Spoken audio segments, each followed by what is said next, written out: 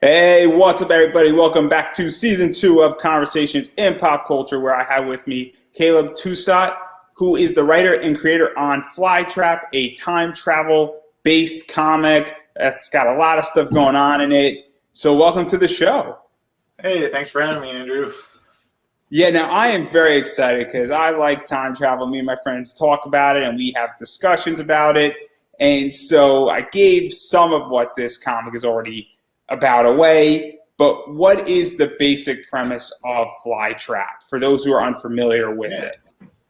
So it's kind of crazy. It's a mix-up, mashup of all the time travel things I love, with a little Frankenstein twist. So it's about a guy who, when he's a kid, is inspired by the movie The Fly, the remake with Jeff Goldblum, and he's inspired by this to create just everything. Like he's kind of a savant, and he goes into in making inventions. And one of the ones he goes into making is a portal device like the one in The Fly. And he ends up kind of hiding it away because he's afraid of what dangers would come from it.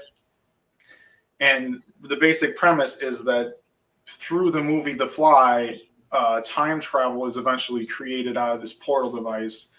And it ends up basically destroying the world. And he is confronted by his future self to work together with his future self to destroy the inspiration for the creation of time travel. So there's a lot of crazy jumping around, and there's a few different versions of the same guy in the story working and working with each other and working against each other. And it's just a crazy time loop that I created for it was actually a short story originally, and I expanded it and made this really fun. It has the feel of like Back to the Future meets the Terminator almost. So it has that nostalgia to it, and it's just crazy fun. It's got seriousness. It's got funny dialogue. It's everything that you would really want out of a time travel story. Everything that I love about time travel stories is in there. So yeah, I'm excited to bring it. Actually a 60-page. It's going to be a trade paperback that I'm printing, so it's going to be a nice book with some concept art and stuff in the back, and we have variant covers. One of them is by Joe St. Pierre, who's done a ton of Spider-Man stuff for Marvel, and he did a really great throwback sci-fi cover for us, and just really great artwork. And there's nothing, if you like time travel stories at all, like this is the one to go after at kind of Kickstarter right now. So let's just dive into it because obviously time travel is super interesting. There's a lot of different methods that are played out in time travel. We obviously got Back to the Future is sort of the main one that I think people think of. Terminator's another one that people think of. And so obviously there's a bunch of rules that go into it. You throw Dragon Ball Z with Trunks and how he comes into it and how, he sort of jumps into an alternative time with time travel. And so obviously there's a lot of different stuff that goes on with time travel. And so what are your rules that you have set up? Because time travel can go in a bunch of different ways. This is a good question.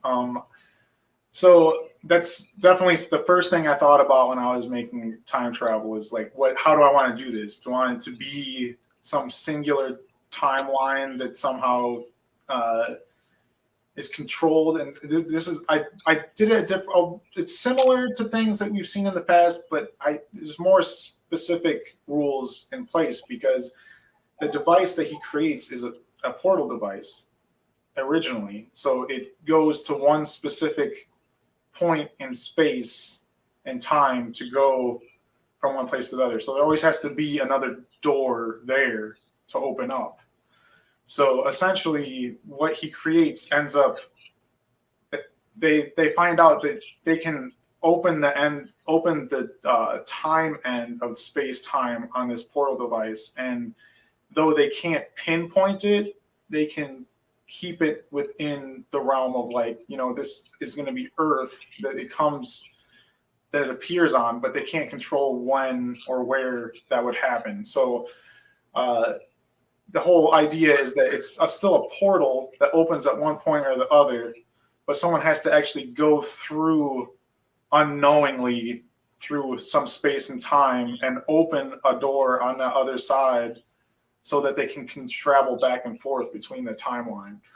So it's got to, they'll always be in the same timeline because they can control that timeline within their, calculations, but they can't really control the time, the actual time and space that it comes out. So there's a lot of crazy stuff that we talk about, like them experimenting with it and people like at first ending up in, who knows, they don't know where they could end up. That's one of the dangers that scientists doesn't want people to experiment with it, because he's like, where are these people ending up? They could be ending up in outer space or in the ground or some, a billion years ago with technology from the future. So it's kind of this crazy idea that if you had a device that you could open on the other end, then you could travel back and forth between a time, just like you'd travel through a portal to another place in the same world. So it's that bending of the portal device, turning it into the time travel device. So it's familiar, but a little different twist on it. But it's always in the same timeline, and that's kind of the fun that we play with. I wanted it to have that Back to the Future feel, so that the repercussions could be felt. If he goes back and changes things, then comes back through, then we can see if it actually changes anything.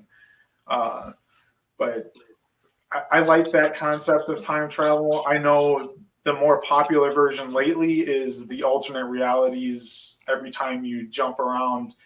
And I actually have another book that kind of goes into that, what I've done with alternate realities, called Alter Life. That was the first book I did. So I wanted to do something that was more old school, nostalgic, like Bill and Ted's Excellent Adventure, that type of stuff.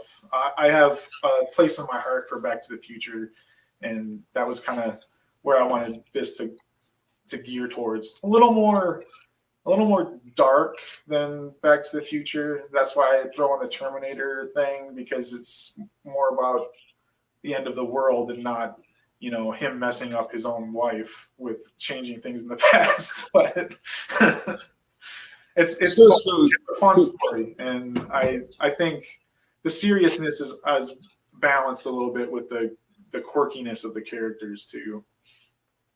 So to even talk about that, because obviously the main character is Albert, and obviously we have a bunch of Alberts sort of running around. So obviously Albert, sort of as a kid, is very techy. He invents the device that does this, and then obviously something happens that it sort of gets in the hands of the mainstream, and then his future self is now visiting his younger self. And so obviously that creates a whole skew of problems as well as things that can happen.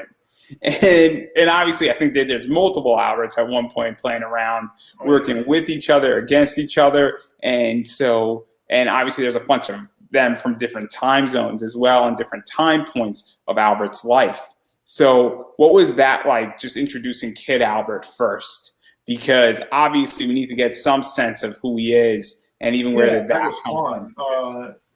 That was something when I originally wrote it. It was for a very short piece that was for a competition. I didn't really put the kid stuff in there, like that, not in the beginning. Like it was, he jumps back, but you didn't see all this backstory. So I started with a little backstory that shows you kind of where he came from, and it's just like a small town, just like me. And he has the girl next door that they're kids, but they're innocently playing, and he sends letters to her with this like mechanical paper airplane thing that he invented, and you kind of get this sense that he's really brilliant, but he's still a kid.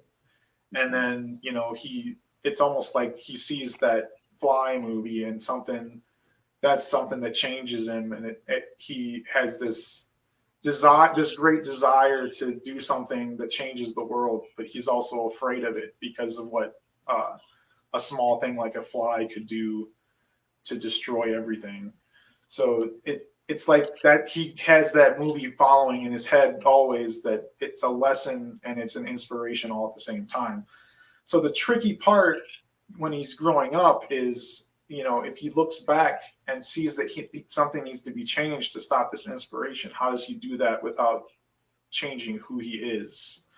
So you get that's where the conflict really comes in with the multiple Alberts, because some of them have seen how far things can go and some of them don't know how far they will go. So their innocence is in a way making them blind to what repercussions could come from this device. And so you kind of have that conflict of maybe the older Albert knows that no matter what happens, something has to stop this movie from being seen. And then the younger one, that's not the kid, the middle-aged one, thinks, I'm not getting rid of myself. I'm not changing who I am. We're going to figure out a different way to do this. So it's a really fun conflict to play with. And you take that innocence in the beginning and you get this whole spectrum with using the multiple Alberts, where it's like through experience and through disaster, how much they have changed by the end. It's very interesting. And to even talk about that, because this does present somewhat of a conflict, and this is sort of very much, not suspenseful, because when we do get that older Albert, who is, I guess, closer to where the future is, and we obviously have kid Albert, we got probably adolescence Albert, adult Albert, and then we have way into the future Albert. Mm-hmm. And obviously those are 4 different things, and they're all in 4 different stages of Albert's life. Yeah. And they all have different knowledge of different things. Obviously, everybody but Kid Albert has an idea of what happened during those years. And then each of the Alberts, as we get closer and closer to the future, knows less and less and less, just because they didn't live in the future per se yet. And so what is that like for you to reveal sort of stuff, what happens, what stuff doesn't happen with this? This is the tricky part. So this is the gamble, right? Because just like writing my alternate timelines thing, it's tricky to see exactly how an audience is going to take it all in. So I had to rely on people reading the script for it to really be seen where the twists and turns work. And usually my artist Marcelo, if he's happy with it, usually I'm happy with it. But I wrote and rewrote a lot of things with these characters because I wanted to make sure it made sense and it made the characters just felt real, and you got to see the conflict within people and them changing when they see or something new is revealed. So it's kind of difficult because you have to like take yourself out from each perspective and say, well, now I'm looking from the Albert's perspective that has no idea what the future is going to be, or he's just a kid. And I mean, he's really smart. So I wanted to make sure that if there were hints and clues given to him, that he's smart enough to figure things out still, even as a kid. Because if he's sitting there making new inventions and coming up with portal devices, he's going to be smart enough to figure out tips and clues that might be left by other selves. So it's a fun character to write because it's almost has that sense of like the Sherlock Holmes idea where he's just very attuned to things and very aware, so that he can pick up small changes, but then at the same time he's still a human. And like the whole reason that he makes this portal device originally, well, when he's a kid, it's inspiration from Flytrap. He digs it back up because his girlfriend lives on the other side of the world and he never gets to see her because they live and work on the other side of the world.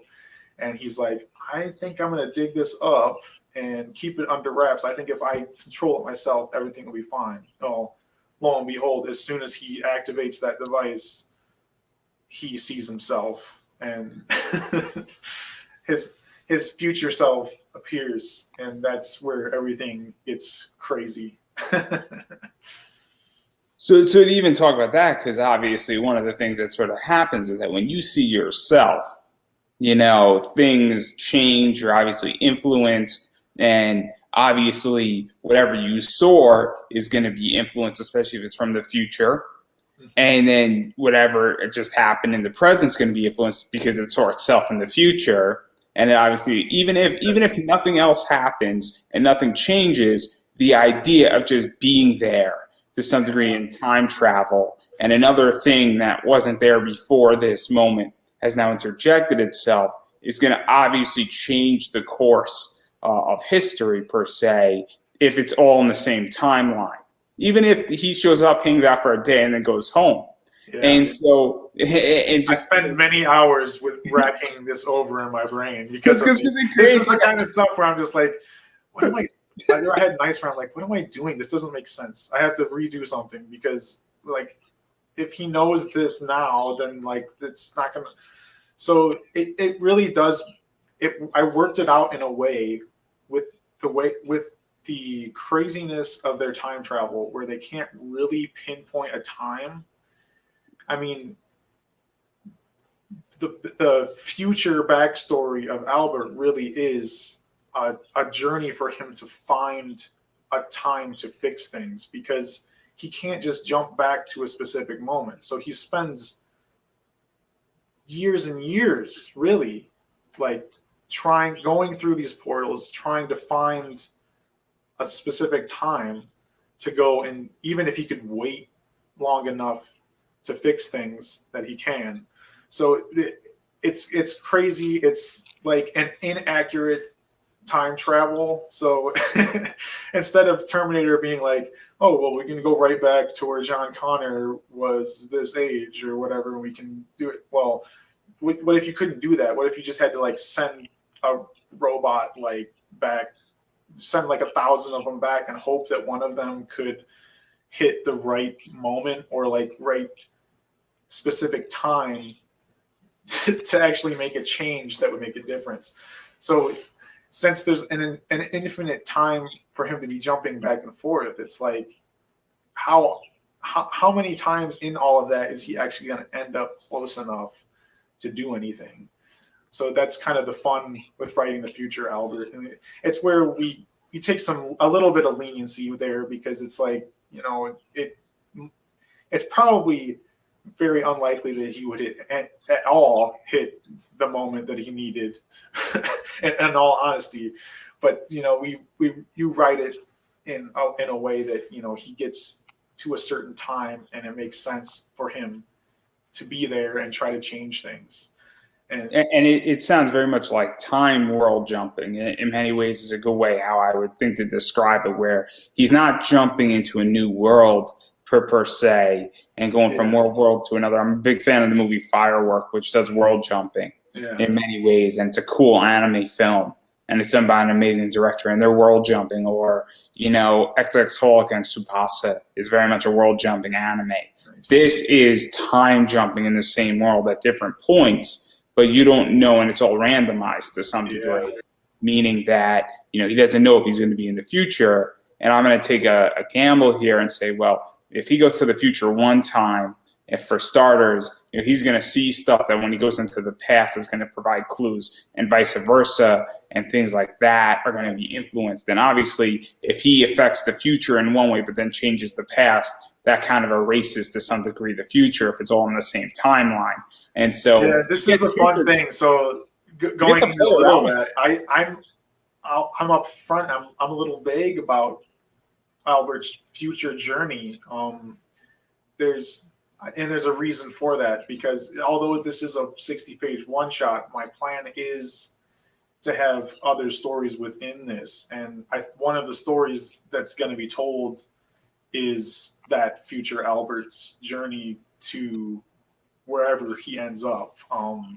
Because by the time we see him actually come back to the Albert that's currently like remaking the device to see his girlfriend again, he is an old grizzled man that's gone through hell basically to get to where he is, and it becomes like where has he been? Like what has he been through?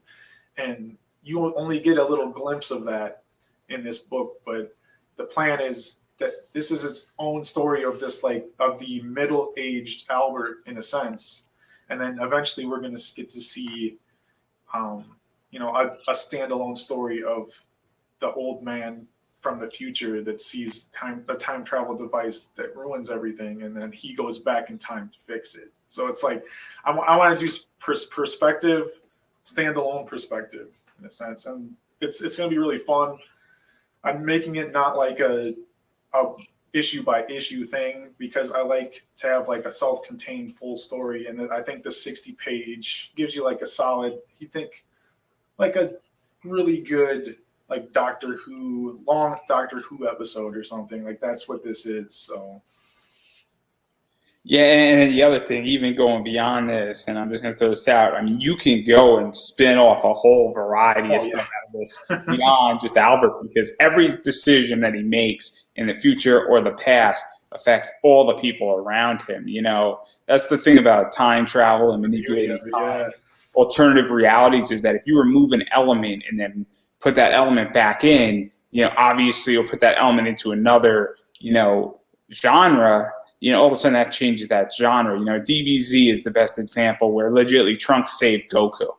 And it's like the most important moment when he travels into another time-traveled, you know, place where he goes and he saves Goku and he allows Krillin to have a wife. And so, I'm not saying that Albert's saving Goku here. Clearly, that'd be an amazing story, and if Viz greenlights it, it'd be perfect. But having said all that, obviously things definitely are like that, and so I just think it's super fascinating when you start building worlds and you start modifying stuff. And I love the fact that I think every single action Albert takes has consequences, both in the future and outside the future. And so I like the fact that there are real consequences in this book. Yeah, you know? I really like that idea, and that it all stems from the idea that he's inspired by the Fly, right? Like that little insignificant thing that gets in that portal device and that story ruins everything. And it's one little thing can change everything. Just like the butterfly effect, the flapping of a wing can change everything in the future. It's that same concept, but kind of tilted with like a Frankenstein sense, because it's really like where do you stop with the science when you know things can be as bad as they're going to be? So I like to play with perspective. I always, with each book that I do, I try to take myself and put myself into some weird perspective. Alter Life's about a guy that's, you know, he goes through a tragedy, losing his family, and he's like suicidal and throws himself in front of a train, and then he wakes up right before the train hits him, and everything is like slightly different around him. So I like to play. It's an idea that he's jumping through these what he thinks is alternate realities, though there's a lot more crazy things to be revealed in that book. But I like to take a character and stick him in some strange, it's like a fantastic fantasy world, but a crazy sci-fi Black Mirror Twilight Zone. Tsubasa, essentially. Yeah. For those who haven't read Tsubasa, legitimately they have to find a feather, which is a memory of this girl who winds up becoming like a princess sort of thing, lost her memories. They find a feather. Somebody else is trying to steal those feathers, and they're legitimately world hopping when they find the feather randomly. There are a variety of different things, and it's a journey of 4 people coming from all different walks of life. And you know, you don't really know what's going on, and then it gets super, super weird. Really super quickly. And I like super weird. and they're in every single world ever possible, everything from flying, racing, all the way to like chivalry, midnight, like, you know, medieval knights, all the way to you know, just a dark world, and it's super, super fascinating as an anime and manga, and there is no resolution to it, which is an awesome ending in many ways. The Nice. journey just continues onward as they just keep world hopping. To not ruin it for anybody, but you know, there you go. So I just ruined an anime, but it's been out for 12 years, so fair game. But going beyond, 'cause that's what I really think this can go all the way. I mean, technically speaking, is that you can not have a resolution, Exactly. which I mean, is there fantastic. could be a resolution, but not a resolution, really. I like I like things to be slightly open for interpretation too, and I did that with Alter Life, and I did that with my other book Nook. That actually the same artist as Flytrap worked with me on. That's actually a ghost story set during World War II, and it's kind of got a Pan's Labyrinth feel to it. It's another perspective. I wanted to be a little girl during World War II and see what that would be like. So I started writing a book about a haunted house during World War II, and I like to play with perspective. I like to keep things a little fresh and something that even in the end of Nook, you're like you're not you could assume that things are happen that are good, or you could assume that everyone's dead. So, I mean, I like to keep it so you know it, you're kind of on the edge of your seat even at the end. I don't like to be 100% clear because personally, I view Nook a lot darker than most people would probably read it. So, but it's World War II, so that's my perspective of things. So I try to keep that even in Flytrap. So when you get around to the conclusion, there's a conclusion, but there's also a lot of questions raised at the end. So there'll be And, more. and I want people to read this, so I'm not going to push any harder on that point. But I do want to talk about the mechanics of this story because I think it's super important to bring that up as well. Where obviously, as you stated, it's a 60-page book. So Yeah. obviously, it's more than just a 24-page book. It's more than a 40-page. It's what I guess is technically a mini graphic novel. Is a really good way how to describe it. It is a substantial book. It is a one shot, can be considered in that realm in the comic world. So obviously, what you're backing and getting is not just 24 pages, it's Yeah. 60 pages, and you're getting a conducive story, and you're getting a lot of it in one sitting. So I do want to Yeah, make that that's clear. my big thing. I love Kickstarters and I love backing indie stuff, but you're always wondering, am I going to see the end of the story? Because with new people and with indie creators, it is not easy to keep making books. And if you have a 6 issue, if you're 20 some pages and you get 6 issues, are you going to see issue 5 or 6? And how it might be How long is it going to years take? before you see the end of that. Because just to give everybody perspective, some people can turn out 3 to 4 books a year and every quarter. But even going on what is that? A 18 month track for 6 issues. That's a lot of time. Yeah, It's not that easy. is actually I went through that with my first book because I had to build my audience. So I went issue by issue, and we would finish an issue, and as soon as we were shipping the book out, I would, or basically the week after I shipped it, I launched the next Kickstarter.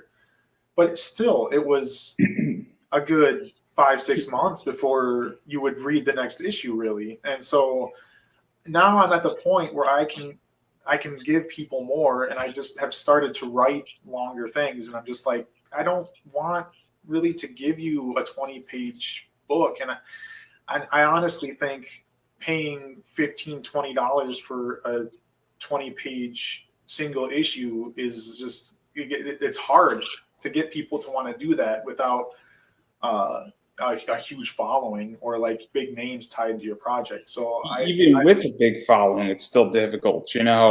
I back certain projects because I know certain people, and they are what I guess are industry friends, to put it nicely, and they're good people, and you know they've been on my show a bunch of times, and I'm happy to back their projects. But at $15 a pop, you know, it's really hard because I think that's one of the reasons I have a hard time, especially as a creator, seeing how it works, all the bells and whistles work behind the scenes. It's like, if you're charging me $15 for an issue, and then you're charging me $5 for shipping, and that's a 20-some page, I can't. I'll back for digital or something to help people out, but like, it's a lot, and it's more than is really needed. And I know everybody has different are on different levels, but like, knowing how the industry works now, I'm offering a 60-page trade paperback. It's not even stapled. It's going to be like a square bound trade paperback, $15, and that includes domestic shipping. So I mean, I wanted to make sure this was like a book that, I mean, you get these types of books from Marvel and DC, and they're like $20. So I wanted to make something that was affordable, something that's, I mean, it's full color. Marcelo does amazing artwork, and we have some really cool variant covers. I have one that's like it's like a parody cover of Back to the Future meets Rick and Morty, and it's just a fantastic variant. And I'd have the variants at a slight uptick in cost because it costs me more money to print them. In order for a printer to add another cover, it costs you more money. So, and we're only printing any of these books, really the variants in particular, will only be printed one time. So that makes them like a very awesome item to grab during a campaign, because you're not going to see these. Even if this book is printed again to get in the shops, it's going to be the main cover, and we're not going to have the Joe St. Pierre, because that's actually a shop exclusive from a comic shop called the White Rabbit Comics, and he knows Joe St. Pierre, and we worked that out. He's getting some copies of it, and it's a really cool cover. Looks like an old poster to some like old 1960s sci-fi movie or something, which is exactly what I was going for. And then the main cover looks like an old VHS tape, deliberately, because it's all about a VHS tape that ruins the world. So we're going to get into that in a second, but I do want to touch upon something where obviously, and I think you made it crystal clear in the Kickstarter, that obviously this is a standalone story, but obviously you want to build two more, if not even more, out of this, depending on how it does. And so obviously you have intentions or the possibility or the capabilities to build a trilogy, but each of those books is also going to be standalone, and they're going to be interconnecting, sort of like a Necromancer type of deal to some degree, but maybe a little bit more connected to it. So what is that intention like, to really know that, hey, I'm building this, anybody can pick it up, anybody can read it, and then this is the fun. I feel like I've come far enough in the 5 years of doing this that I'm comfortable enough letting something go if it doesn't work. I actually had a series called Zed that was a zombie series that I did a couple issues of, and it just never really hit very well with an audience. And I kind of regretted putting so much effort into it. And it's something that maybe in the future I would pick up again, but I'd pick it up as like a full book to give people, because something like this, 60 pages, I wrote it fully intentionally just to be a one shot. That was when I set out to write it, I was like, this is going to be a story that you can read and you can just put it down and you can come back to it and enjoy it. I mean, it's just like, I think of it just like Back to the Future, where you can watch the first movie and at the end he says where we don't need roads, but you could walk away from it. Like, you can enjoy the first movie for what it is, and you don't have to watch the other ones. But you go to the next one, and it ties back in so well with the first one that it feels like you needed to watch it. So that's kind of where I'm hoping to go with it. If this does well enough, we're already over 40% funded in the first week. So right now it's looking like this will be successful enough to pursue doing more with. We're going to talk about that too, because that's super important. But I'm gonna hold you right there on that, and then let's dive into rewards, because rewards are the fascinating component. You already mentioned some of that, and I promise we're gonna get back to the Kickstarter stuff. So that's all super interesting. But obviously, you have a bunch of digital rewards, and obviously, your digital rewards are cheaper than obviously the physical rewards for a few reasons, and they're obvious. Digital direct to consumer. It's easy. It also doesn't cost you anything to print that. It's legitly a PDF file. I'm assuming an email. So this is obviously digital is massively cheaper in that regard. And so it's cool if you don't have money and you don't have money to back a physical reward, or secondly, you just want to try something new and you don't want to invest, major money into it. And you say, hey, let me see where this is going. So, and then my question to you is that digital versus print has been a massive debate in the Kickstarter world in many ways. And I think that debate is somewhat ending now, where a lot of people were anti-digital. And I never understood that argument where they didn't prioritize digital. And I think a bunch of those people left a bunch of money on the table, because I am a digital reader. A lot of young kids are digital readers now. I have an iPad. You can't ignore digital. I personally have a hard time reading digital comics. I would rather hold the physical book, and that's why I don't usually back projects unless they're a reasonable price for a physical copy, because honestly, mine just get mixed up with so much of my other comic book stuff that I never get to them unless it's sitting somewhere where I can be like, oh yeah, there's that book that I wanted to read. So that's really, but you can't leave digital sales on the table. The biggest thing, especially right now, is international. It's so expensive to ship anything to anywhere outside of Canada and the United States. It's insane now, especially now. It's running worse. So I know all about that. It's gotten so bad over the past year, and so I just was like, our physical copies are only available to Canada and the US. And if you contact me directly, I will try to work it out with you international, but it's so expensive. I couldn't risk losing $30, $40 every time someone wanted a book in the UK. So I just kind of removed that this time to see how it would pan out. But you still get the ability to read it. It's $5. It's you can read the 60-page. It's gonna have even conceptual art pages and variants and everything in it, so that you get to see all the artwork that we produce for it. And it's just $5. And then I also, on the Kickstarter page, even made it so that you can read the full Nook graphic novel, which is 100 pages. You can read that for free right now on the Kickstarter. And then you can also pick up the whole Village Comics library for $10. And that gets you Ultralife, Nook, the Fly Trap that's coming out, and the 2 Super Cats kids books that I've done, and the 2 issues of Zed. So it's a lot of I mean, it doesn't cost us anything to do the digital now. So it's like anything that can be tossed in towards that goal to help us. There's a saying where and I'm a big Russell Bronson fan, who's ClickFunnels, and you either have to be the most expensive or the most valuable. And so when I like to back Kickstarters is that if somebody says, hey, if you back at a $40 reward, I'm going to throw in this book, and I'm going to throw in 10 digital books that you never heard of that you might enjoy that I wrote.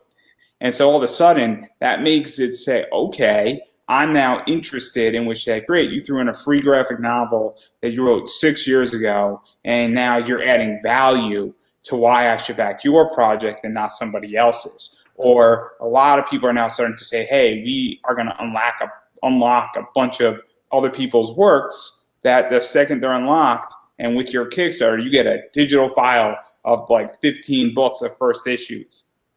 Yeah, from I've me done and I've other done some of people. those big packages before too. I made it really simple this time. Because I was going so cheap, I wanted to make it a very simple process. So it's all mostly Village Comics based. There are going to be some things revealed during the campaign that you'll be getting extra books from other creators that I know that have tossed stuff in. But it's mostly all my own creations, and then there's you're going to have some stretch goals. There were some early backer things that you get for backing at physical levels. You day one backers got a free book plate that's signed by the artist, and there's still some free buttons on there. I think about 15 of them or so. That if you back at a physical level, you just get one with your book. Just stuff that I think is fun. It's the button is actually a kind of a play on the "Be kind, please rewind" sticker, but it says "Be afraid, be very afraid" from The Fly. So, So uh, to even go beyond digital, because obviously there's also the regular edition, and I yeah, think you're signing a bunch of them, so you're gonna get out yeah. your So everything is heads. signed by me. $15 gets you a 60-page full color signed edition from me, trade paperback. And then we have the variant covers. You can also get everything as add-ons. So I added all my books in there for like the lowest prices that they've ever been for hard copies. I think Nook is like $13 and Alter Life's like 15, which when it first came out was like 30. So I just trying to make it super affordable to pick up stuff, especially now because I know the way the world is. Some people just they want stuff to do, and you got to have the money to do it. So we got this. The single issue is 15. That includes domestic shipping, and then you can also get like the double pack, which gets you the Saint Pierre variant and the original. I think that's like $30. And if you just bump up to 35, you get even the third variant thrown in there, which is the kind of parody cover. But I'm So trying to keep things let's super affordable, and that all includes shipping. Like everything has domestic shipping in it. So let's talk about variants because I've had this conversation with a bunch of people, and we might disagree on it, but I love comic variants. I love particular artists. There are Kickstarters that I wouldn't back, except that there were artists that I absolutely adore, and some of them have been on my show, some of them have not been on my show yet, and so I will back certain Kickstarters because of artists and certain people bring me in. And yeah. I got into a debate with somebody, and then we're still friends. And he encouraged me Oh, a I few know times. it's a polarizing debate. So some And, people no, no, I don't no, know we're why still people friends. hate variants so much. You don't have to buy. No one's forcing you to buy them. I mean, you don't have to buy them. But So my question is that as a business, because this is how I view it, is that if a variant brings me into your Kickstarter and then I back your Kickstarter and then I add on another book because you released another variant, you just earned like $40 off of me when I wouldn't be looking at it. And then you fund because of that, or I get closer to you funding. It's a tricky trade off because I'm sure that everybody who produces a Kickstarter wants their book to be read. But I'm also a realist where it's this idea that now, I also want my book to fund at the same time. So if half the audience is only buying it for the cool variant, but the other half gets to read it now because of that, it's a tricky circumstance. And now I'm assuming you wanted Joe St. Pierre to do a variant. It's obviously Marvel, it's Spider-Man. It's a cool thing to have, yeah, a Spider-Man person doing a variant for you. And I'm sure that before you were doing all this, you were a comic book fan. And mhm. I'm sure that you looked at his art and maybe you were a Spider-Man fan as well. So on a personal level, it's probably really cool. But at the same time, that's also probably bringing in some serious money into this project. Yeah. I mean, that was a nice circumstance where I sold my books to a shop that the guy knew Joe St. Pierre, and he actually reached out to me about this because I told him about this book, and he said, "Well, let's do a shop variant for White Rabbit Comics, and we can get Joe." I'm like, "You can get Joe St. Pierre to do it," and yeah. So I mean, I'm not going to say no to having a big Marvel artist take part in making this book, and he was excited about the idea and jumped on and took direction from me and everything. So it just worked out. I couldn't really complain at all because I wanted to get one or two variants. I don't do them for the big books usually, like the hardcover books. I mean, I don't usually do a variant for them, or I'll do like pinups and stuff. But with this, I just felt like it made sense because some people like cartoony art, and some people like Joe St. Pierre art, and some people might just like the cool nostalgic VHS. So it's like the more eyes you can get on your project, the better. That's what Kickstarter is all about. So if you have more artwork to share with people, and you can say, "Hey, check this thing out that looks like Rick and Morty," and you can get it as a cover of this cool time travel book that I wrote. Well, yeah, they might buy it for the cover, but that doesn't mean they're not going to open it and read a couple lines. And you could have a forever backer from somebody that might not have even looked at your project because they didn't like the original cover. So you always want to put everything on the table that you can, and it can be expensive to do variants because you got to hire an artist and then you got to pay the printer more cost. But you weigh those things in after doing this enough times, and it just makes sense to get as much out there to get as many people looking at your project as possible.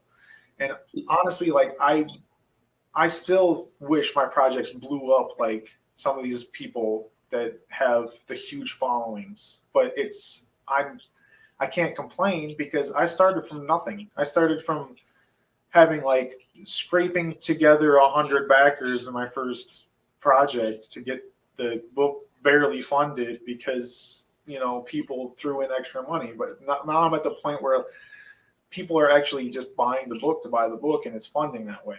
Or they're not throwing necessarily in just some ridiculous amount of money to help the project get made. So it's the more people you can get, the better. And if those people just like Joe St. Pierre and want his art, that's cool. But I think they might actually want to open the book and look at it too, because it's the same themes that are on the front are inside of it. So I think it's a kind of a balancing act, and I don't try to do something on the front cover that like takes away from what is inside the book. It's always something that still reflects what is in the book. So that even though we have the cartoony variant, there is some humor and levity inside this story, even though it is a very dark timeline that it's about. So I try to make it a little balancing act. You get the super dark, you got the nostalgic, you got the fun, and if you like any of those types of time travel stories, you get to pick which one you want. I also think that variants are business decisions. I hate to say it, but again, as I stated, I take the position that anytime you get somebody to back your project, you're going to win people to be able to read it too. And so I think that unfortunately, though, we have collectors, and that's why I like when projects do a combination, saying, hey, if you back the physical, you get the digital, because I like that too, because especially when I'm dropping certain books, I just dropped a Merc magazine with Jamie Tyndall, and I love Dawn Mateague. And so I'm not opening that book up, but I do think I get a digital with it. And so I'm going to enjoy reading the story of it. I think it's a cool concept, but I love her art, and I love Elias Chazuz's art as well. And so I just like staring at that art. And that's another fun thing with the variants, because if you have the people that might buy the 2-pack and they'll open the first original one to read, but the Joe St. Pierre cover, they're not going to touch it. Like maybe they just want to keep that one. So there's all these things you have to open your mind up and not be so hard against. I'll never really understand. I know having 10 different variants for one issue can be frustrating when it comes to Marvel and DC, but no one's forcing you to buy them all. I think people get a little too caught up in the fact that They want their story to be read, and they don't understand that, like, you want everybody to be casted in the net. Yeah, you want to throw a big net, and you want to catch a whole lot of fishes. You know, I want to be able to catch like 50 fishes and then go knocking on doors, say, "Hey, want some fish?" Yeah, and they're cheap too, right? Like, you know, most people that are doing Kickstarters are not at the level where they can pick and choose who they want to read their books. You gotta cast that. You're right. You gotta cast the net as wide as you can and grab people to read. I mean, that's just the way it is. I never thought I'd be doing this stuff. You asked me 10 years ago. The first book I ever did, I did 3 variant covers for it because I knew that not everybody's going to like that original cover. And, you know, this guy's art is really awesome, and I can throw it up on social media, and it's going to get people to look at it, and it's going to get people to go to the Kickstarter page. I mean, and as a writer and creator, it's harder because you can't sit there and just draw on the screen and people are watching you draw. You have to have things to reveal to people, and that's where having variants and having pages finished and having all these things that you can reveal throughout the campaign are very important. And I also think that, you know, COVID has also changed in the last, you know, I would say 14 months. I'm going to date it back to a little before COVID, where now also you're not just a writer and a creator, you're also a businessman in many ways. And I think that's something that people forget, that I'm a podcaster. I run a few podcasts. I run my website. I run an eBay business. I am a business person as well as not just a host of a podcast, meaning I have to make decisions. And I think that's something that, you know, a lot of people forget sometimes with Kickstarters, that this is a business now. Yeah. You might not think it's a business. You might think it's a fun business. You're creating a product and you're creating a comic. But the second you forget that it's a business.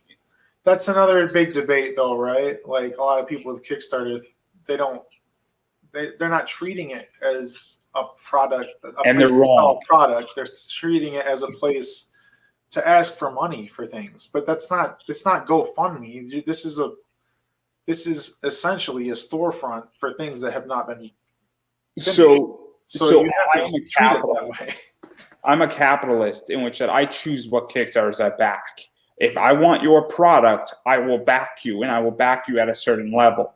Now, that doesn't mean that I back every single physical product. I might back digital products just because, you know, I say, look, I'm willing to try something, but I'm interested. And, you know, but I'm not here to be generous to you. I'm legitimately here because I say, okay, this seems interesting, and I'm not a charity to you. That's the hardest thing, I think, getting into this on Kickstarter. I got into it with the mindset of, oh, this is my dream. I need your help to get it made. And it's less about that anymore. It's not really what it is. There's very few people that are going to get on board just for that mentality of it all. They want to see something new, and they might support you and give you extra money because they think your idea is great and they want to see you succeed. But in the end, it's because they like the idea and they like the product that you're selling that they're going to back the project. So you still have to treat it as a retail business, that you're giving someone something in return for money. It's not that you're asking for a handout. So I don't want to reveal what we were talking about before we went live, but obviously what we were speaking about is just that, where I have a concept I'm developing, and the whole point of the concept is that it is a business, and it is legitimately giving somebody something, and it goes beyond just the comic. It goes a little bit into the experience of it all, but I'm not asking you for a handout. Yeah. When I go out and build this, the whole point is that it's an experience. It's also part of being part of, I guess, a movement as well, and sort of sticking it to some people collectively. And there's a bigger experience with it, but you're part of something. And so I think that that's also part of Kickstarter in many ways, is that, you know, that idea where you're providing people with a product, and you're providing people with you know, a book that couldn't necessarily get made on the mainstream, but you want to hear this story. I think same thing with Indiegogo, you know, in many ways as well. Yeah, I mean, honestly, some things could probably get made in this mainstream, but even people that are in the mainstream are coming to Kickstarter to launch things Let's talk about that right now too, because because there's groups of people that just they see the potential of selling things on Kickstarter because now it is a digital storefront. I mean, it's a new place to distribute your product. so And last Thursday, I just got my first Kickstarter position for the first time in 4 years, and it was Curse Words by Charles Soule and Ryan Brown.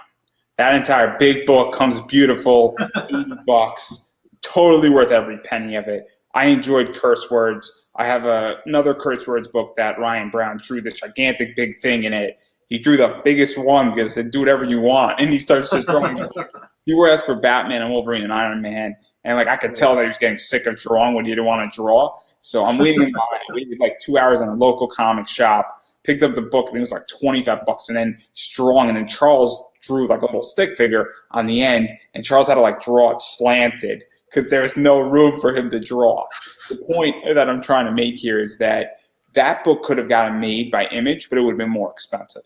yeah, By definition, it would have been about $100 versus the 80. Didn't come with a book plate. Came with a book plate that was signed, and it's a beautiful book. It's come with a bunch of stuff. There's like a soundtrack that's coming out in about 2 months from now, attached to that book that Charles is singing on, which will either make me really happy or deaf. But the idea here is that there's a lot of fun stuff that came out of that. And so there's a lot of big people coming in, and there's all this stuff that they're now providing. As I stated before, they're adding a lot more value. That Curse Words book has a book called Curse Swords in it. And it's got, a bunch of script stuff in it. It's got a bunch of variant covers in it that if this was all done in trade paperback, there's a bunch of bonus stuff that's not missing. Not to mention it's a hardcover book that looks beautiful with like a ribbon in it. It's like what Image would release with Saga or Monstrous or some other books they're doing, or Paper Girls, I think it is, where it's those hardcover nice books. And so this is in that category. And it's great that it's not done by Image because it's cheaper. And so I think that that's the other thing about Kickstarter as well, where it's direct to consumer. And so it's a different way of distributing, and you can get why some people have ideas that they pitch. I mean, even these big name people pitch ideas to their publishers and they get turned down, but they still want to make them. So these books might not even get made anywhere else if they don't bring them here, to Kickstarter. So like I have conflicting feelings about it sometimes, being a most people do person, because it brings a lot of people to the platform that might not ever have trusted Kickstarter for anything, and that means there's a bigger net to be cast, right? But it's also, if there's a book by Keanu Reeves on, how much is that trickling down to you? Exactly. Is it trickling down? And if that's running while I'm running something, is that helping me or is that hurting me? Because if someone's got $30 in their pocket, are they going to spend it on me or are they going to spend it on Keanu Reeves? Probably not me. Unless I have an idea that's like super killer over, his books. But, it's still all those people that have come to buy his book now have been part of the platform, see how it works, and then, if they see books on there in the future, they might buy stuff. So I think all in all, it's good for the platform to have these big names on it, but it also does make it a harder market to sell in. And I think I've said this before, so I have made it crystal clear on a lot of stuff, and I knew I was going to draw heat for it when I said it, and I said it on a pretty prominent podcast. But what I said is that they have a right to do this. There's no question about it. If that was ever the debate, that's not the hill to die on. That's not the argument to use. Should they do it? That's a fair debate. But I think that in many ways it is what is known as Pandora's box, where we don't know what's in Pandora's box. It's too early to determine what has been cracked open and how it's actually going to affect comics on Kickstarter and Indiegogo and crowdfunding comics as a whole. Because I don't think that we are starting to see some of the effects, but I think it's going to be another year or two, especially in the middle of COVID, because COVID is a nightmarish hell, all in its own for comics. Obviously, I'm not trying to detract from the diseases, rampage. But legitimately, it has wrecked and has redefined retail. It has redefined the convention scene. It has redefined the way we do business. As collectively, it has redefined humanity in many ways. And obviously, bars aren't open. So entertainment as a sector is very, very new now because of COVID, and will be for the next 3 to 4 years minimally, if at all it ever goes back. So clearly, this is not a good barometer to measure what these big people like Scott, Keanu Reeves, Jeff Lemire, Charles Soule, Ryan Brown have done to the platform. And Todd McFarlane's another one to throw in there. $5 million, right, on a toy. I mean, this isn't child's play anymore. But having said all that, I do want to touch upon Kickstarter because obviously first week and fourth week are the most important weeks in a Kickstarter in many ways, because I understand that if you fund 30 to 35% typically in your first week, that's usually good. You're at about 40%, which is super good because that means that you're almost halfway.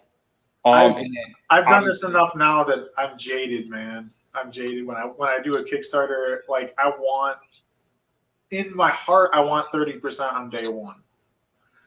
But I know with a book that's gonna cost me $7,500 to make, that's probably not going to happen. So I had to think, week one, let's get to 30%, because you just look at the statistics, and if it hits 30% in the first 7 days, you're 90% more likely to fund altogether. So I hit 40. That's pretty nice. I think that's better than most of the bigger books that I've done. Then what happens during weeks 2 and 3? Because I know the answer, but for everybody else who doesn't, what typically happens? Bust your ass to get people to look at your project, basically. Typically, if you fund 25% in week 2 and 3, you're doing all right for the most. So my goal as a creator now is to just not have a zero backer day in between the first week and last week, because then at least I have a constant uptick on that graph, and it just makes my heart not die when there's not a 0 day. So I try to get at least 1 to 5 backers a day any way that I can. So I do podcasts, I do email blasts, I share new stuff, I announce things, whatever you can do. We're doing some streams with the artist that he's going to be working on pages and stuff during. So you just got to blanket the world with stuff that you're doing and hope that you get some more eyes on there, and just hang in there and not give up, because if you hit that 30%, you're very likely to still have a steep climb at the end, no matter where you are. So, I've had a project go up to the last. I think it was one of my Super Cats books. I was literally messaging people in the last 5 minutes where the ticker is going down, and I'm trying to raise like a couple $100 to finish it, and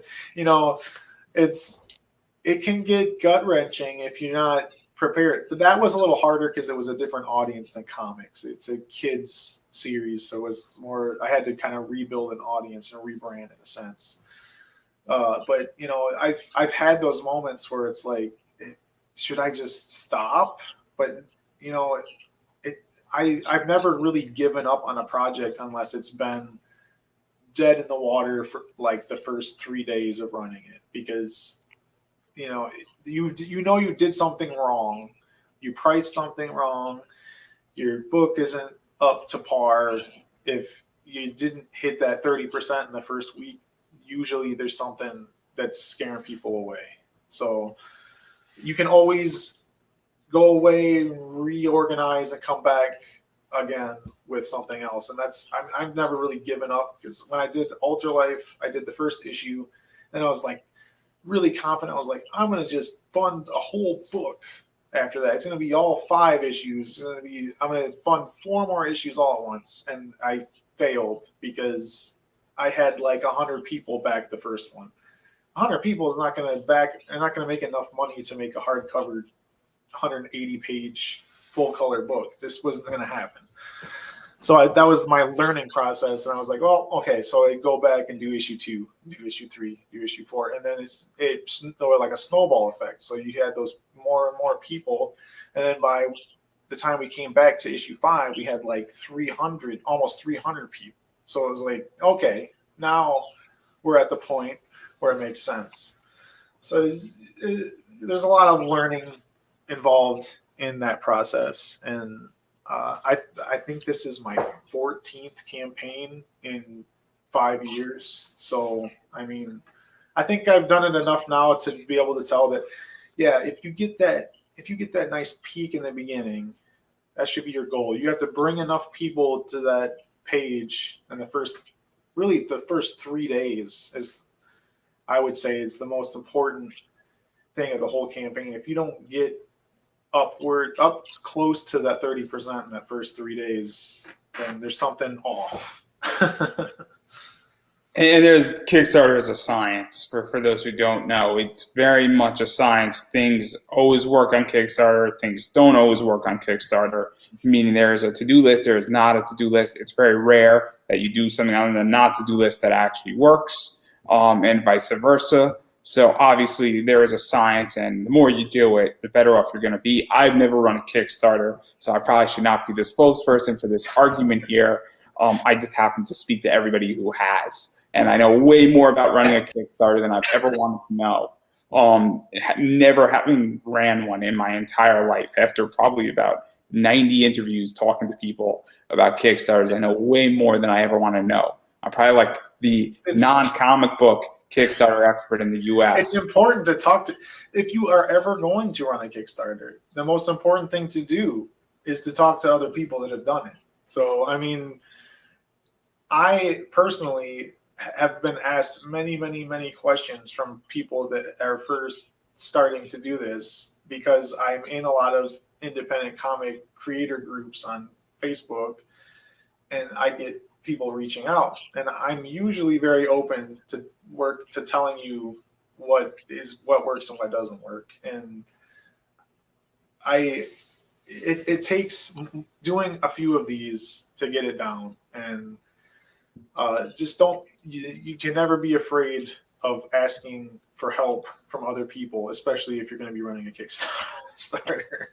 I agree, and I'm going to get there eventually. But for the time being, I have a battle plan, and I'm going to tell you the battle plan after. For those who want to know what that's going to be, that's locked behind closed doors, and there's a selected few people know exactly how I'm going to market it, and it's brilliant. But having said all that, I do want to touch upon COVID, because I think it's crystal clear COVID has messed up everything. Last year, it's looking like it's messing up everything this year. Cons definitely are going to be changed. I do not think we're going to see 100,000 person cons ever again, and nor do I think anybody wants that. I really think nobody wants to go and have somebody breathe down their neck after COVID. You know, as COVID much made us all step back and go, what the hell were we thinking? What the fuck were we thinking about standing all in line next to each other? I've done the big shows. Honestly, for me personally, the big shows are fun, but I'm not going to really miss them. I hate them. To me, it's fun as a spectator to go. Like, to be a person working at a con like that, it's not fun, because you're trying to get someone's attention when there's 1,000 other things going on around them, and it's just that's the hardest thing to do. So I'm so mixed on this, because I've had great experiences at big cons, but I also play in a smaller pond at big cons, meaning that, like, I've got cool sketches from people who weren't really sketching for people at cons, but they sketched for me because of other things the night before. And I've told this story. It involves Dan Jurgens. It's a really cool story. And then I've also gotten awesome commissions from people who people haven't targeted at certain cons, who are arguably some of the best artists in the world because nobody knows who they are. But at the same time, all the best experience I've ever had have been at cons that I've gotten like 700 people at the most. And I find the people at small cons to be nicer. I find them to be more polite. I find people to be more reasonable. And I find that people who go to small cons, as far as the professionals, are absolutely happy to be there. Yeah. Versus the big cons, for the most part, because at the big cons, it's overwhelming on too many levels with the big cons, and I think too much money is being made. It's too much money to be getting in these cons. It's just like it's just absurd how much money is being thrown around for big names. I'll give a great example of this, and I've said this before. I actually said it to a prominent comic artist who knew nothing about it. I'm not going to say who it is, but they didn't know anything about this, and there's a reason why certain organizations, and Comic Sketch is a great example. Most of the handlers they have are females with their shirts tied up in a knot, showing their belly, and they're all thin. Yeah. There's a reason why. Every once in a while, they have a male handler, but they have a female handler because most people who buy comics, and it's changing. I get what I'm about to say is sexist, but there's data that backs it up. Is that most of them are men buying comics. It's changing, and it's changed a lot in the last probably 5 to 10 years. But for the most part, it is a very male-dominated, oriented, genre, comic book buying, getting stuff signed at cons. And guess what? It is when there's a pretty girl, you're not thinking about how much money you're spending, or the spending of the money is a little bit less stinging. And you say, why not? I'll get a third signature for $15 or $20. So there you go. That's what happens sometimes, and that's just the business of it. And the amount of money when somebody is signing for $20 and it's getting graded, and they're selling, 500 comics, all of a sudden, it's a lot of money that's being made. But then you go to a comic shop, it's not being graded, and you bring a graphic novel, they're happy to sign it for free. It's because of the commitments they have and how that entire thing works. So it's super complicated. And when you're spending that much money is being made, and when somebody's guaranteed like 12 grand to be made for legitimately putting their signature on a book, welcome to the club. There's an element of personality and of niceness that goes out the window. And I understand it's very jaded, and I don't want this to be misconstrued that people shouldn't get paid for their work. I think a lot of people deserve to be paid. They don't get a good page rate, or even if they do, they're not making a killing in comics, and this is their bonus. If they do like 15 cons a year, they make an extra 120. And that's where, honestly, that's where some of the Kickstarter stuff comes in with the bigger names too. You can make more money doing it yourself through Kickstarter than you're ever going to do getting a book deal with a publisher. I mean, in all honesty, if these big names come in and sell all these books on Kickstarter, they're making a lot more money per book than they're ever going to be making getting a book put with Image Comics. And then they bring it over to Image later on. Anything that you're making anyway, if you do that. So it's like, if you already have that name behind you, it makes sense to use it for Kickstarter. Honestly, if I was still be doing them, I would still be. Honestly, it is working the way it works now with these creator-owned companies, especially the smaller ones. You're still going to have to run the Kickstarters because that's just the way the industry is being built that way now. So even if you get a deal for your property, you still have to bring the book to them finished before they're going to do anything with it. So, just to give people perspective, so Image, the second you bring your book to Image, you are in debt to Image right from the start. Now, if you sell 100,000 copies of your book, you're no longer in debt to them. And every time your book gets published, you're no longer in debt to them. because they made their money and all those fees essentially has been paid back for them printing it. It's not, but obviously if you sell like 300,000 copies of a book with Image, obviously you're making a killing. Because they only take a small fee per book essentially to put their label on it, print it, and cover a bunch of stuff. But at the same time, it's still very complicated with all of that. And if your book flops or you just break even, you're not making much money on it. There's an argument, but I think you still own it, and that's why you could do something like Curse Words is an Image book, and they could do something what they did on Kickstarter with the whole damn collection because they own it. And so obviously it's very interesting. There might have been some type of deal where they couldn't do it for 5 years or 6 years or 10 years after it was published so Image can make their money off of it, and that they were sort of granted that release. But it's super interesting, and we could have an entire hour discussion about that. Alone. There's a lot of ins and outs with the creator-owned companies, and most people that are on Kickstarter aren't at the point of worrying about all that stuff yet. So just to get back to COVID, I mean, I'm very curious how you feel about how all this is going to go with cons and everybody, because obviously digital cons are popping up, but they're not working very well. There's stuff. I already kind of gave up on digital cons. I did a few of them when COVID first started, and I probably did less than a dozen of them. But I was just like, the only people that are on there are the people that work in the industry usually. So they're not really there buying books. I've gotten a couple sales from doing things, but it's not the same. It's the experience of having a table and having the interaction with the creator of a book and being able to physically let them hold the book and see what it is.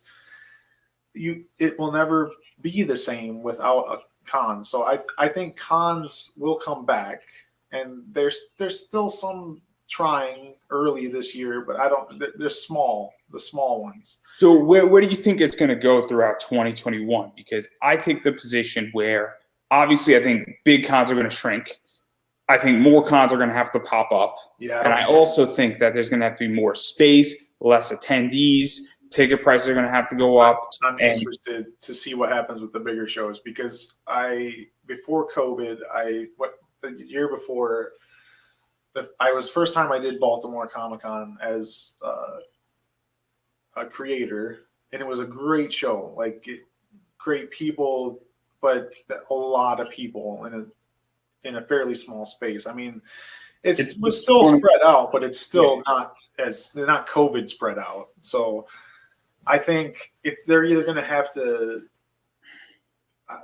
just revamp the whole style of how they coordinate a con, really, for those big shows, because it's either going to have to be where they have maybe you only get a day to be there, so they can cut down, instead of an artist being in Artist Alley for 3 days, maybe you get a day, and then the next day it's another person, so that they can use the space better. But because they're not going to get bigger spaces at some of these places they're already doing the cons at, so it's like they're going to have to figure out a way to expand it, use a bigger space. One of the things that I will say is I used to live in DC, and Awesome Con is a big space, and I think what they're going to have to do with Awesome Con is that they could keep all the stuff, but they're going to have to sort of invade Celebrity Alley to some degree. And I think that they're going to have to just suck it the fuck up. Okay? It's going to be weird. I think bigger things, honestly, the panels and things might suffer in the big cons, because they might start taking bigger name people and sticking them in a room. And then if you want to go see the big name guy, you have to go over in this one area, where they're off by themselves, because there's going to be too many. They don't want all those people waiting in line out in the same area. It's going to be weird. I think it's going to take, you're probably right, it's probably going to take 2 or 3 years for it to get figured out, honestly, and get to a point where the cons are as big as they used to be. I mean, I could tell you that I'm a panelist, and I think there's going to be a backlash on that because here's the problem: is that you can't keep draining the cow of milk, or in this case, the person of money. You know, at a certain point, somebody says, "Hey, I need to sit down somewhere, and I just can't be sold to anymore." I've been at a con where I legitimately have dropped $800, and it was tactical. Everything I did was so damn perfect. And I actually came out with having spent less money than I intended. I had $1,000 in my wallet, and I spent $855, and I got everything I wanted except one thing because the person wasn't there, which is fine. Which is fine because the person wasn't there, but they sent a representative, and I wanted them to sign my book. Totally cool. Things happen, right? But the idea is that everything I got was taken care of.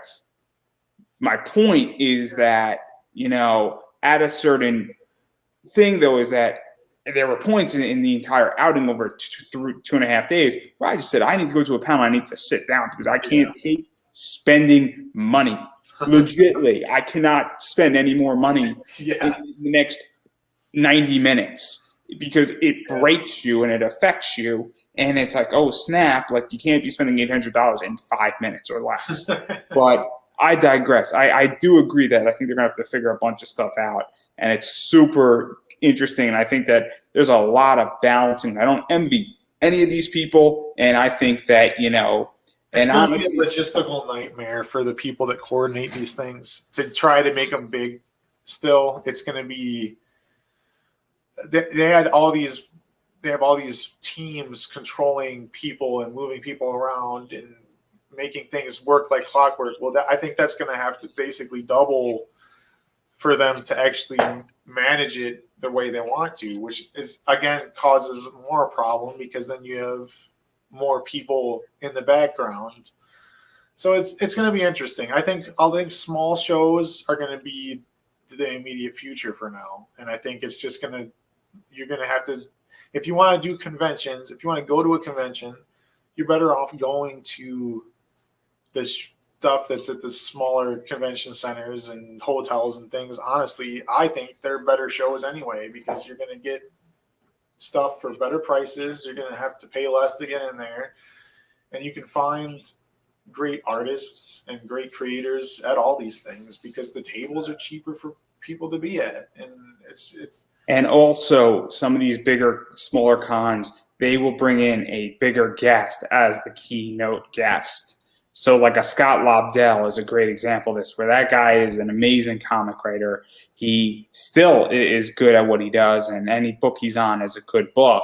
You know, is he writing Batman right now? No, but he's done a lot of amazing work for Marvel and DC over the last 40 years. And guess what? He's going to be the main star at a convention that you're going to have to pay $20 to go, and he's going to sign everything you want for free and sell a bunch of stuff he has at a reasonable price and talk to you for 10 minutes. Happily. Well, now's a good time to find the up and coming people, honestly, because Scott's a veteran. Scott's not going to be distracted by all the big names because they're not necessarily going to be there for these things. So go spend $10 to get into a smaller local convention and meet some people that in 5 years might be writing Batman. So, I mean, that's how the industry works. And once we get back to having the bigger shows, there's going to be plenty of time. And as I stated, even with the up and coming and the person that you might not even realize is a big deal, it will also be at that con. But then also a lot of like these old time people, especially in certain areas like New York, for instance, you know, especially like in New York, and I would also imagine in California at smaller shows, there's a lot of people who have been around forever, and they want to go. And I was at a show where Joe Sinnott was doing Hulk sketches on an 11 by 7.5 paper for $10. Yeah. Okay, I mean, there's people even in Cleveland. You're getting. I mean, Chris Claremont comes to comic shops and sets up and friggin' like so. You can't just be aware that there's more than just these big shows, and there's still going to be people wanting to do cosplay and all that stuff. There's still plenty of reasons to go to the smaller shows, and it's not the great. They're not the giant breathing on everybody experience that you might be used to. But I don't know if anybody wants that right now. And also, I'm going to say this about small shows. I'm going to give you a chance to promote yourself.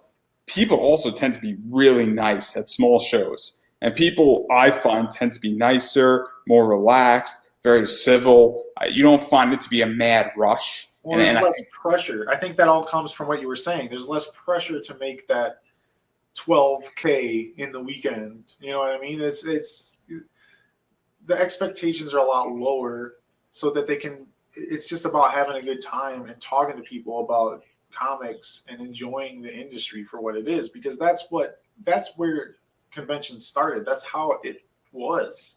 And I love that atmosphere better, honestly. Baltimore is fun. It's not as crazy as New York, but for me, the best shows I do are the ones that are local-ish to me, and they're, got, maybe 1,000 people in the weekend that show up to it. And it's you don't feel the pressure to try to sell to every single person that's distracted by everything in the room. So I think that's what I had to say it. So at this point, I want to give you an opportunity to promote yourself, because we've been talking for a while, and I know obviously the Kickstarter is happening. So where can people find that Kickstarter for starters? Super easy. I have a forward link. All you gotta do is go to flytrapcomic.com. It'll take you right to the Kickstarter. Everything's there. You can get. We have the add-on feature for the Kickstarter, which is a newer thing for them. So if you pick up anything, you can also pick up any of the Village Comics books for like their cheapest prices ever. I intentionally made it so that we had our books at the lowest prices. So if you spend 15 on Flytrap, you can still spend less than 30 and get like 2 full graphic novels of Village Comics stuff. So flytrapcomic.com is the place to go. And then obviously, if you just type in Flytrap on Kickstarter, it'll pop up as well. And then even going beyond Kickstarter, where can people find you on social media? Because I know Facebook pages are big. Obviously, you're in a bunch of Facebook groups as well, just commenting on stuff, as well as do you have a Twitter, Instagram, I don't know, TikTok? Is that what comments you are doing? I don't have TikTok. I haven't delved into that world.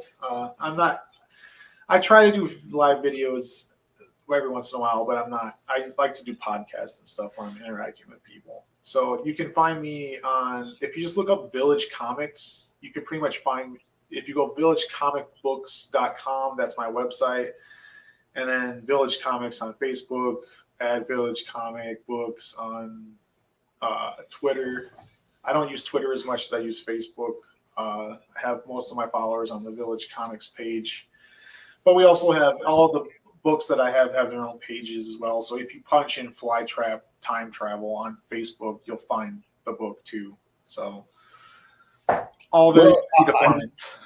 Well, on that note, and I've been saying it with everybody, I said it 90 times last year, I'm going to be saying it at least 150 times this year, is that you have to support indie. It is super important to support indie this time more than ever, and obviously you have to support financially, because that is the best method with giving people an opportunity, because it's great, social media is great, and obviously I encourage everybody to do that. But when you back a book, whether it's the digital on Kickstarter or a physical reward, it definitely helps, and it helps to get that book funded. Now, having said that, if you're in an economic hard time, COVID's very scary, the world is not where it used to be a year and a half ago. So please take care of yourself. Make sure your rent's paid, your mortgage paid. Make sure you, your wife, your kids, your dog are all eating. Make sure the 4 walls around your house are secure. Electricity, water. Make sure you have internet. Please do all of that before you even think about backing a project. And please take care of yourself and the people who are in your life. And if that's the case that you're in, please do not back this project, and make sure you are financially stable before you go back any project. Now, what you should be doing in that circumstance is following on social media. That includes following on Facebook groups and Facebook pages, checking out somebody's website, Obviously, sharing the Kickstarter. If you can't back it, you should be sharing it at the minimum. And anything else that's put out on social media involving Flytrap, you should obviously be sharing, especially if you like it, because that helps immensely with everything that's going on.